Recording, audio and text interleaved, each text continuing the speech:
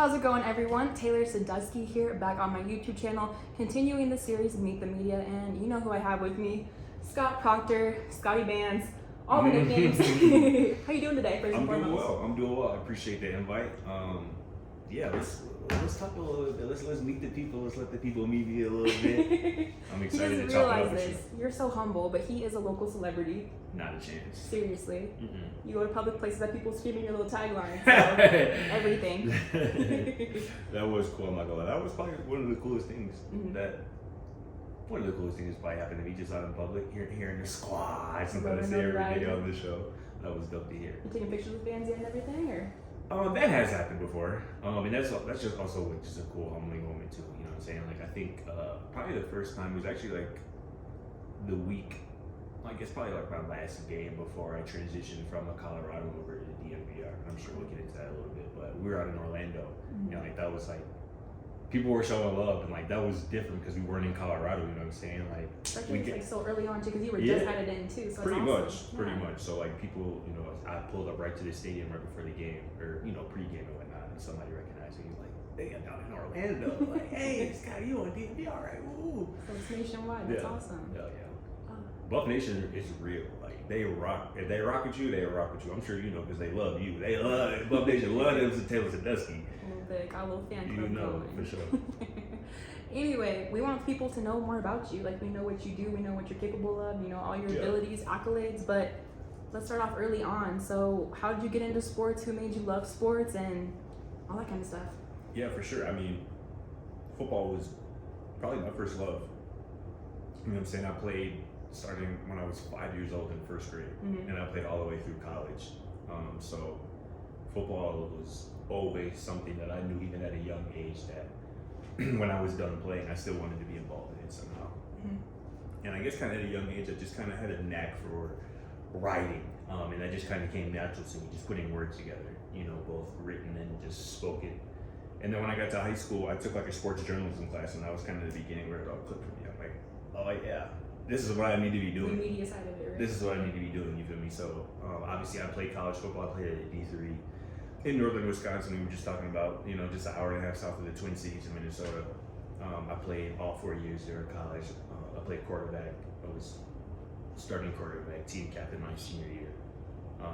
But even while I was playing during college, like, I wrote for the school newspaper. You know, I was a sports editor for the school newspaper. I wrote for the local newspaper out there covering, you know, local athletics and whatnot. So I was kind of preparing during my college career for what I would do when I got out.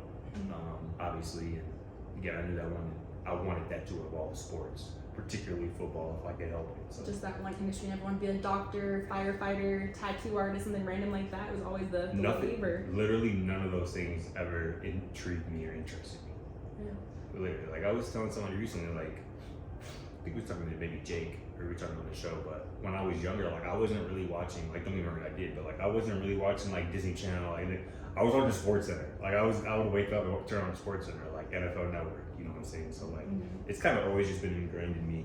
And it's just one of the few things that I just have like a real passion for. Like I've told people it's like sports and music are like the two things that I love more than any other thing, any things that I'm most passionate about. So I'm just really grateful that I get to be in this sports world, this space.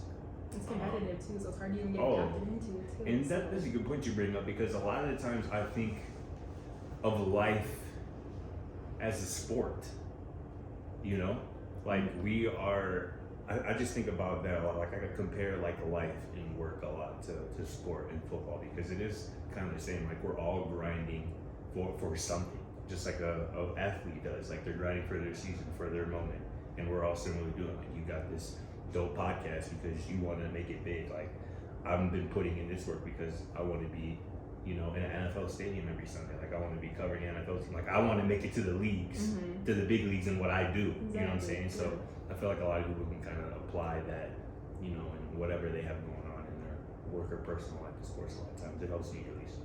Well, that definitely speaks to me too, because I want to get to that level as well. Yeah. But you're from Chicago, so talk to me about like how that's different from Colorado, if favorite like Chicago teams, all that kind of stuff. So probably night and day, honestly. But that made me chuckle a little bit, and you're like, how different it is. It's two different worlds. But I'm Chicago, South Side, born and raised. a true Chicago address, not out in the burbs, like really from Chicago, really from the city. Went to a Chicago public school. My high school was in Chicago. But I just had to put that out there because, you know, people would be like, I don't know, this probably won't mean anything to you because you're not from Illinois, but people would be like, yeah, I'm from Chicago. Be like, oh, really? Where? Yeah, Schaumburg. And it's like an hour and a half outside of the city. Yeah, it's kind of crazy. But no, I mean, Chicago very much kind of helped guide who I am as a man and as a person, because it just meant so much. It's the best city in the world. Like, I tell you that all the time. I probably told you that before. Yeah. The best food, the best culture, the best downtown, all of it. Like, we all have somebody in our lives, whether it's an entertainer, an athlete, politician, actor, actress, whatever, who is from Chicago, that got their start in Chicago. So it means a lot to me. It's a special place. I'm a Chicago sports fan, obviously. Only? No other out-of-state teams, or is that you go to? I mean, unless it's a LeBron team, you feel me? You know what I'm saying? So I'm pretty much. Currently? I'm rocking with the Lakers, of course. Can't stand this.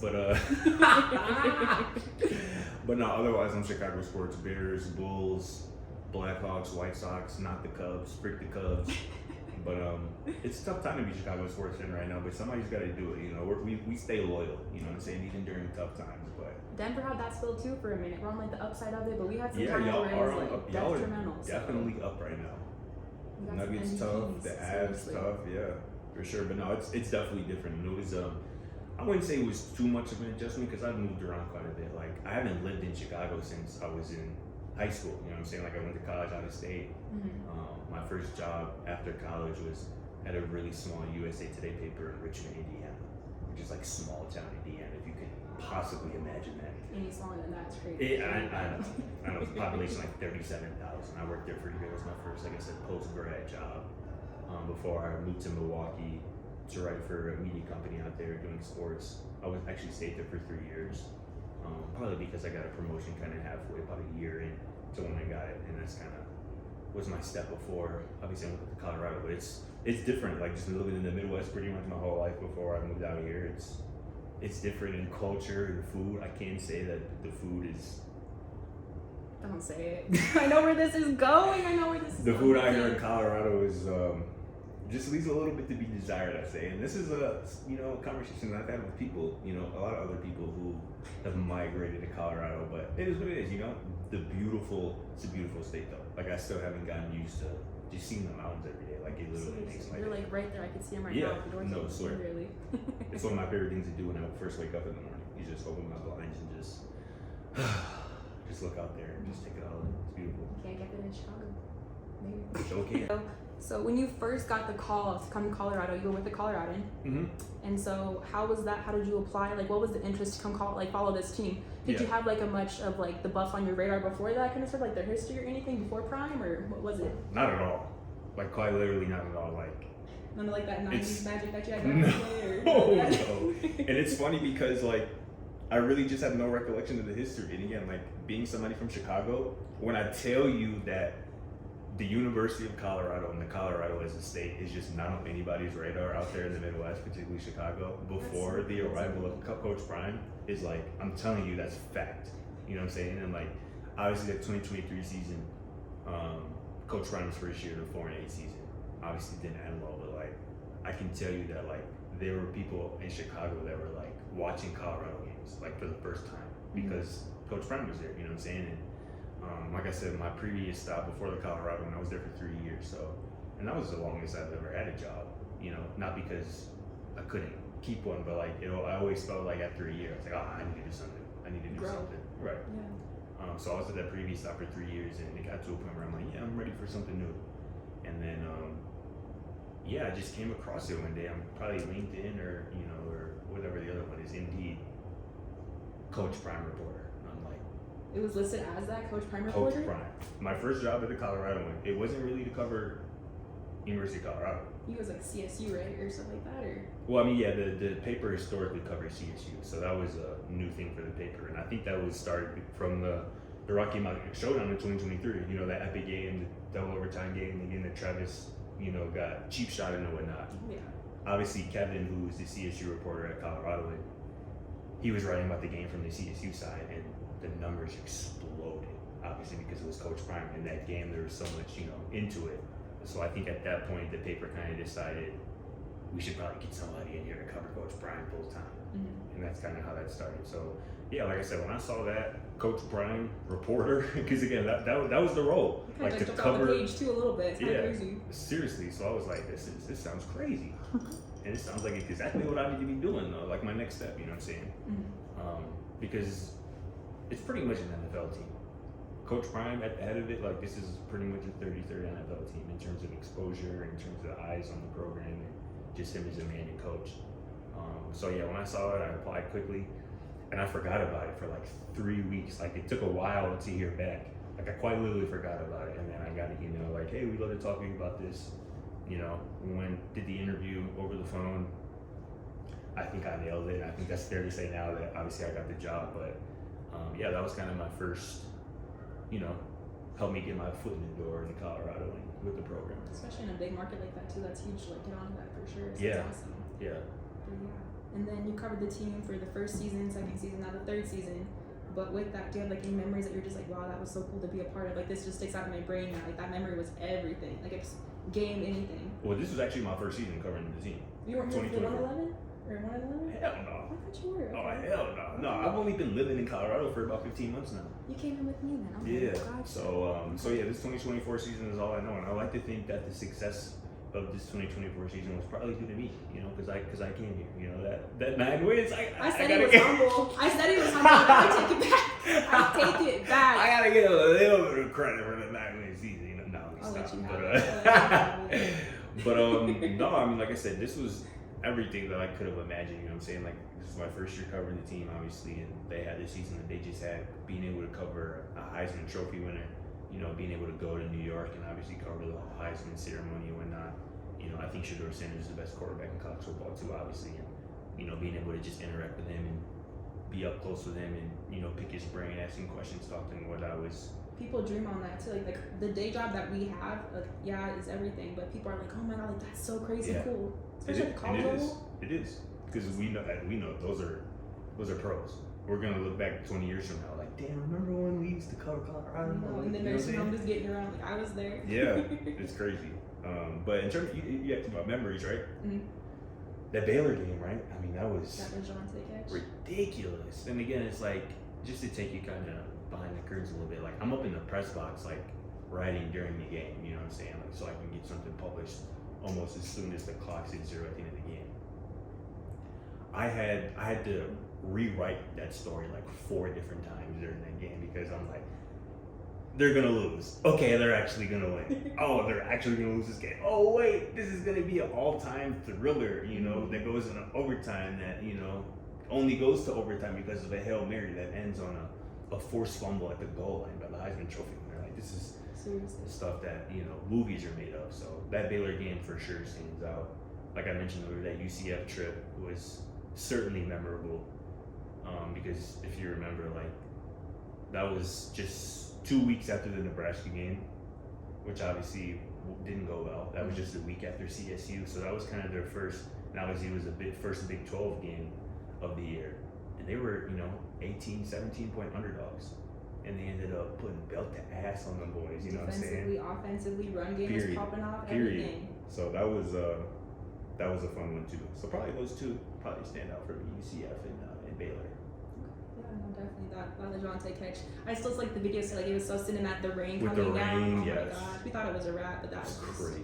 Everyone's dripping wet. My hair was soaked. It was crazy. What a time.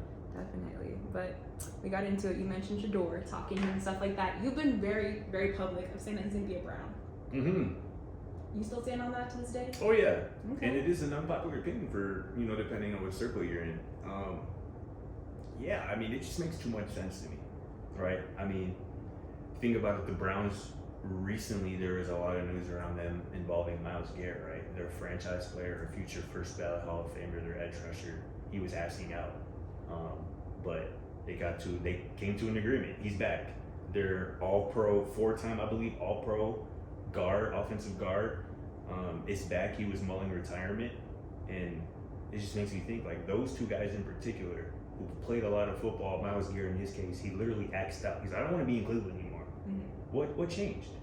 I think what changed is those two guys in particular got word that, listen, we're going to use number 2 overall pick on a quarterback who actually has already changed 2 different programs. Mm-hmm. Jackson State, Colorado, and I think Shedeur Sanders is going to do it in Cleveland. And it's going to be, to use his word, legendary. You know what I'm saying? A lot of people like you say, you gotta put your watch why would you wish Cleveland on Shedeur? First of all, I'm not wishing anything on Shedeur. Because they call it the quarterback graveyard usually. That's what they say, right? And that jersey that's been infamous of all the quarterbacks that they've drafted that have busted and whatnot have been terrible. But I just think the head coach is somebody who will help bring out the best in Shedeur Sanders. Kevin Stefanski is a former NFL head coach of the year. You know what I'm saying? I believe in their black GM, Andrew Berry. I like him a lot. So I understand the history might scare some people off, but the history at Jackson State didn't scare Shedeur off. The history at Colorado didn't scare Shedeur off. I don't think the history of the Cleveland Browns is going to scare him off either. And again, if anybody can turn that franchise around, I think it's Shedeur Sanders. I think he loves a challenge too, honestly. Exactly. He wants to get in there and like make his own little mark on it for sure. 100%. Seriously. So stay tuned.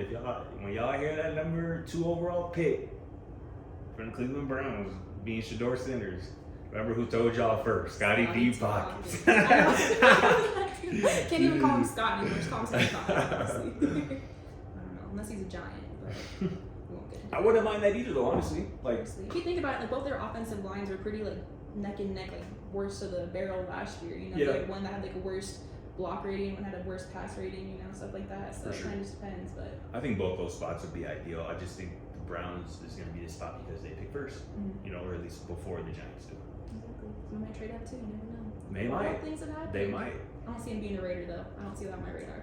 I just don't see him falling outside the top 3 period, you know, and there's been some rumblings that he might fall, or I saw somebody they talk about on the show that somebody said that, I think it was Matt Miller at ESPN, said that Shedeur's floor is the number 21 pick, Pittsburgh Steelers. I'm like, there's no chance that he falls that far. I don't think he falls out of the top 3, so. Yeah. Everyone's so set on like, oh, Deion cares if he's top 5. Deion wasn't drafted to a number 14, 16 pick. What is he gonna say, literally? So. Then just quickly too, where do you see like the other top 4? I mean, we have like the other pro day people like Levante, Bentley, all that kind of stuff too as well. But like those top 4 core, LeJohntay, Jimmy, Travis, where do you see them ending up in this draft? I think Shedeur and Travis go 2-3. You know, I think Shedeur goes number 2 to Cleveland. I think Travis. Cam to Titans? Or? Yeah, I think Cam goes number 1 overall. I think Travis goes 3rd to the Giants, which would be a solid spot too. Like him and Malik Neighbors would be an elite duo at receiver.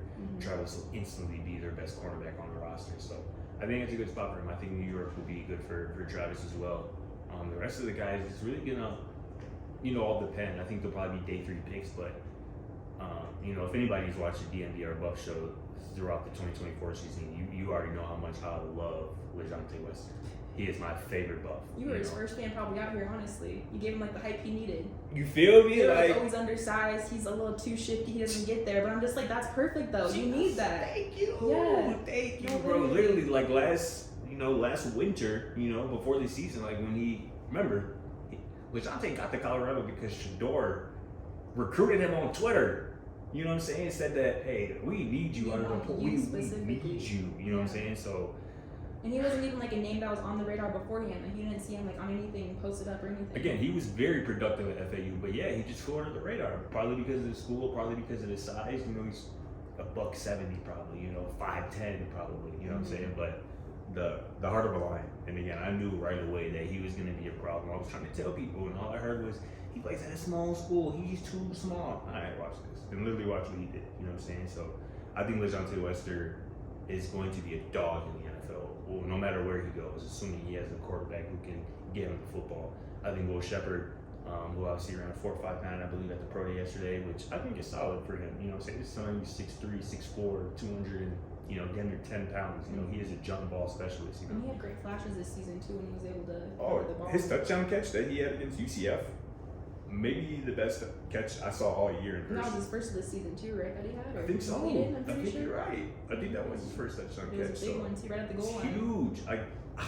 Again, it was like I'm sitting up in the press box and I see Shedeur launch that ball, and I'm like, why?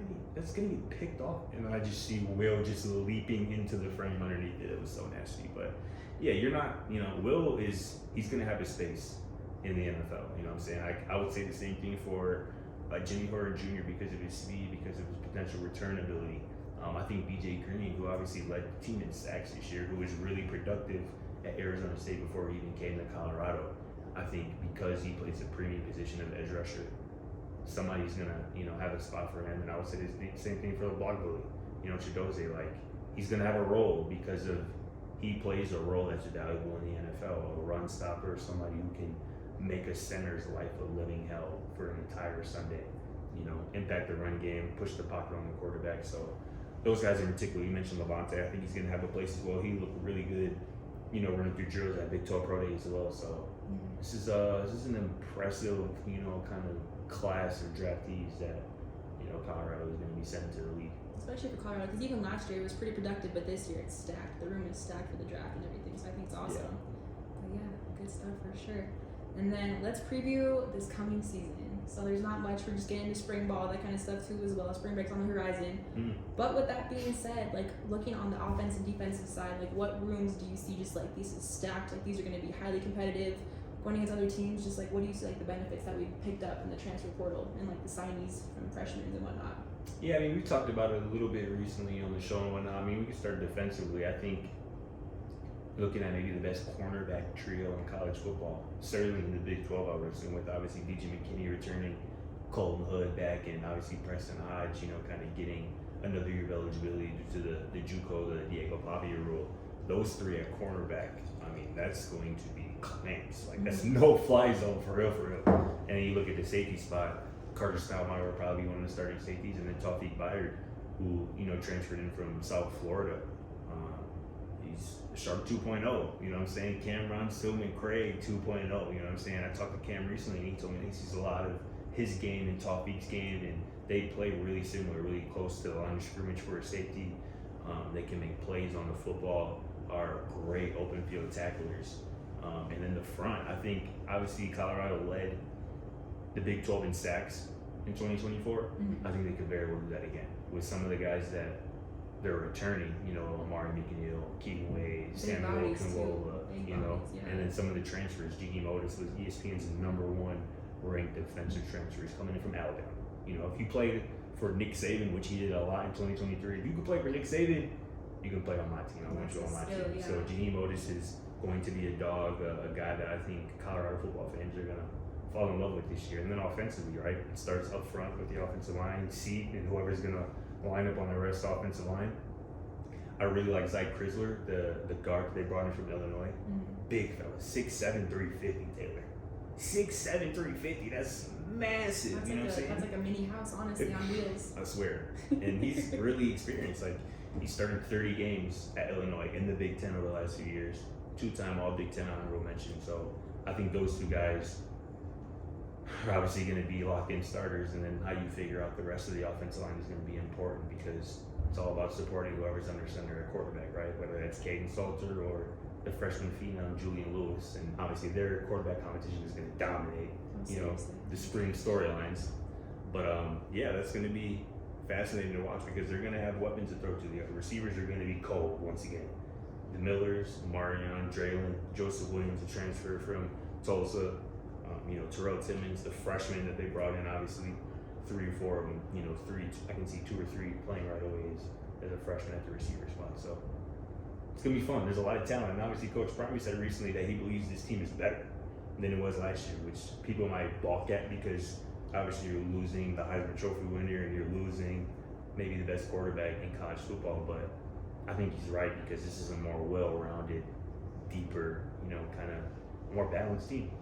Well, definitely. It's been big to see that kind of go down. I feel like with Omarion and Draylon needing like those flashes, the only thing stopping him was Travis's production because he played so many snaps or whatnot. If he got more on the ball, they'd be just night and day with their stats and everything too. But Julian Lewis, he's 17 years old, young buck, but do you think he has what it takes to be the face of college football one day? Face of college football? Face of college football. That's crazy. On that level. I think he can. I think he does have that capability. I mean, we see, some of the clips that we've already seen through his first 5 spring practices. Like, he belongs. And he should be still a junior in high school right now. He should be getting ready for prom.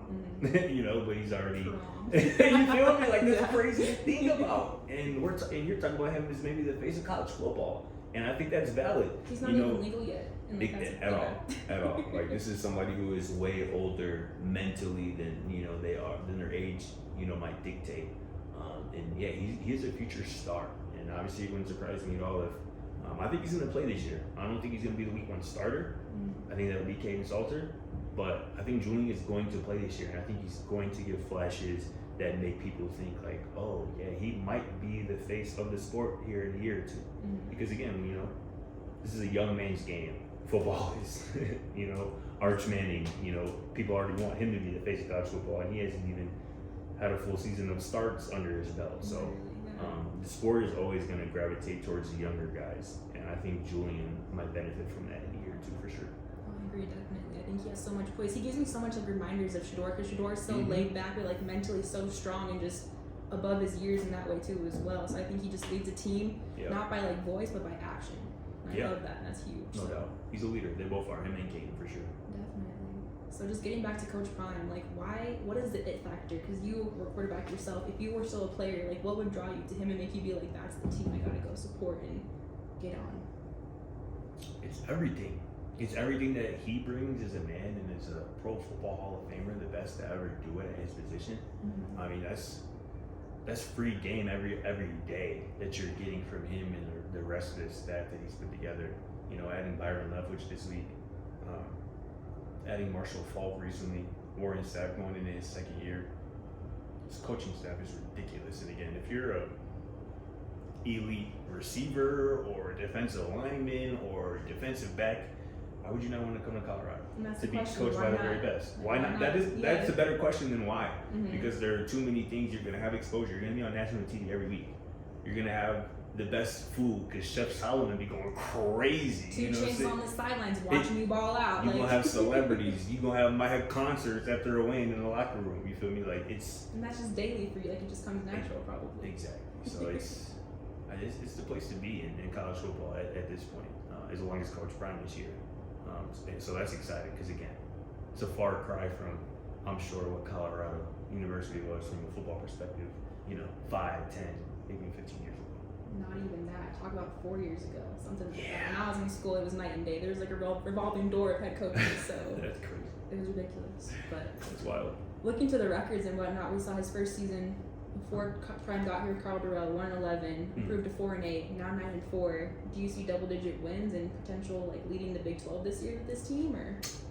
I think they're going to be in Big 12 championship contention again, and which means that if you can win the Big 12, you might have a college football playoff spot. So, getting to 10 wins is hard.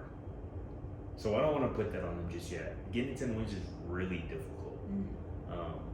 But again, I don't see any reason why this team should drop off dramatically from a win-loss perspective, from last year. Because again, obviously you're losing a ton of top-end talent.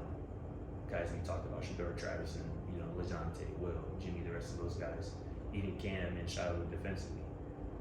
But I just think this team is going to be more balanced. I think they'll be able to run the football a lot better. I think they'll be able to protect the quarterback, whoever that is, a lot better. And I think Robert Livingston is the best coordinator in college football, arguably. So that defense is going to be nice. You know what I'm saying? So that's going to give you a chance to win pretty much every week, especially in the Big 12. There are going to be some pretty good Big 12 teams. Arizona State should be good again. BYU should be good again. I think Kansas State will be good again as well. And I think Colorado plays all 3 of those teams. So it's going to be in their hands in terms of how this season plays out. But I wouldn't expect really anything fewer than 7 wins.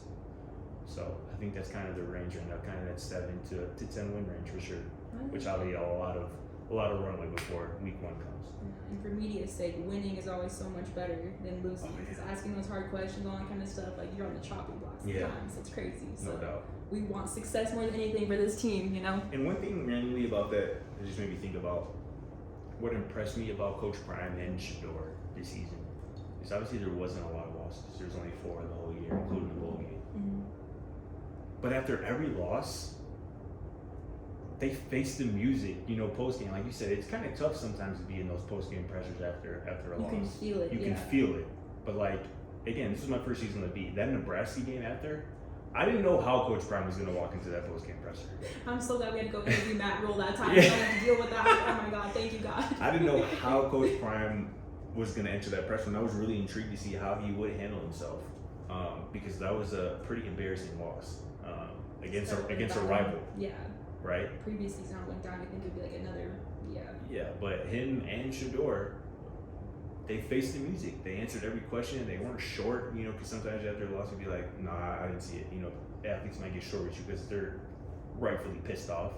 But Coach Prime and Shador didn't do that, and that's part of what makes me know that Shador is going to be a really good pro. Mm-hmm. Another reason why Dion calls him grown as it is, like he is so grown in his age. Like you wouldn't think he's 22 years old, honestly. Like, that's crazy. But let's just wrap it up now. So, what are some aspirations and end goals for your career? You're always growing, always improving. Just where do you see yourself? Do you see yourself with a specific team, the network as a whole in the NFL, or?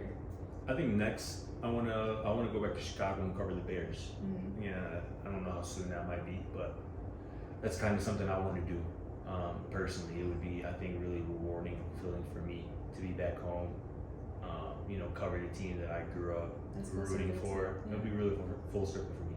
So I think that's kind of my next step. But ultimately, the end goal is to just be on TV, talking sports every day, Monday through Friday, weekends off. You know, that's all I can do. Whatever. Weekends off. Well, Monday through Friday, I want to be on a national network talking sports. You know, 5 days a week. That's kind of the goal for me. And you know, I think opportunities like this and joining DNVR has kind of helped me kind of unlock more of that and kind of polish more of my on-camera skills. So I'm grateful for that. Definitely. I feel like you're natural for sure. We'll definitely see you in the big leagues in minus 3 years clock, so sure. You and me both. We'll get the top. We're on the top together. Oh God. Anyway, with that said, thank you all for watching this video. Happy to have Scott Procter in the building with me, Scotty Pockets, as all DNVR fans know. Where can they find you on socials?